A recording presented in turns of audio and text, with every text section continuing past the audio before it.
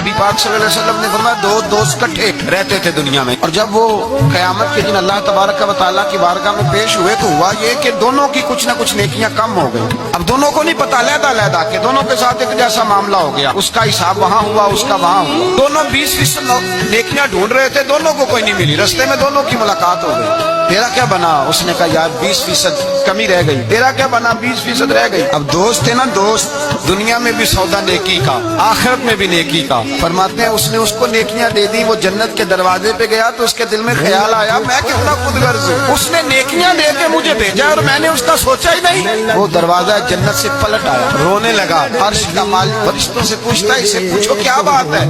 اس نے کہا مولا مہربانی کر، میں دنیا میں بھی اس کے ساتھ رہوں، اگر جنت میں بھی ہمیں اکٹھا فرما دے، تیری شان رحمت میں کمی نہیں آئے گی۔ میرے مصطفیٰ کریم فرماتے ہیں اس دوست کی برکت سے اللہ دوسرے کو بھی جنت عطا فرما دے گا۔